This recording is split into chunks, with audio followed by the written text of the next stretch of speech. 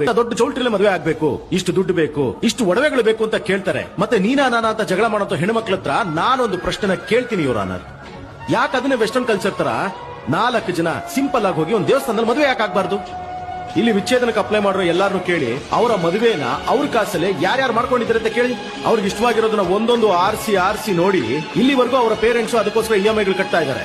ಒಂದೊಂದು ರೂಪಾಯಿನೂ ನನ್ನ ಕೇಳಿನೇ ಖರ್ಚು ಮಾಡಬೇಕು ಅನ್ನೋದು ಅವ್ರ ಧೀಮಂತನ ಆದ್ರೆ, ಕಷ್ಟಪಟ್ಟು ಬೆವರು ಸುರಿಸಿ ಸಂಪಾದಿಸಿರುವಂತ ದುಡ್ಡನ್ನ ಕುಟುಂಬ, ಹೆಂಡತಿ, ದುಡ್ಡು, ಕಾಸು, ಓದು, ವಿದ್ಯಾಭ್ಯಾಸ, ಮಾತ್ರೆ ಖರ್ಚು ಎಲ್ಲದಕ್ಕೂ ಖರ್ಚು ಮಾಡಿರ್ತಾರೆ. ತನಗೋಸ್ಕರ 1 ರೂಪಾಯಿ ಸರಿಯಾಗಿ ಖರ್ಚು ಮಾಡ್ಕೊಳ್ತಿರೋಂತ ಒಬ್ಬ ಗಂಡು ಕೂಡ ಅಮಾಯಕನೇ ತಾನೆ ಮೇಡಮ್. ನೀನ್ ಸಂಪಾದನೆ ಮಾಡಿರೋ ಕಾಸನ್ನ ನಾನು ಸ್ವತಂತ್ರವಾಗಿ ಖರ್ಚು ಮಾಡಕ್ ಆಗ್ತಿಲ್ಲ ಅನ್ನೋದಕ್ಕಿಂತ ನಾನ್ ಸಂಪಾದನೆ ಮಾಡಿರೋ ಕಾಸನ್ನ ನಾನೇ ಸ್ವತಂತ್ರವಾಗಿ ಯೂಸ್ ಮಾಡಕ್ ಆಗ್ತಿಲ್ಲ ಅನ್ನೋದು ಎಷ್ಟು ದೊಡ್ಡ ನೋವು ಮೇಡಮ್. ಇಲ್ಲಿ ಗಂಡ್ ಮಕ್ಳಿಗೆ ಎಲ್ಲಿದೆ ಮೇಡಮ್ ಫಿನಾನ್ಷಿಯಲ್ ಇಂಡಿಪೆಂಡೆನ್ಸ್? ಅದು ಹೇಗೆ ಮೇಡಮ್? ಈ ನಾಡಲ್ಲಿ ಒಂದೇ ಕಾನೂನು ಅಲ್ವಾ?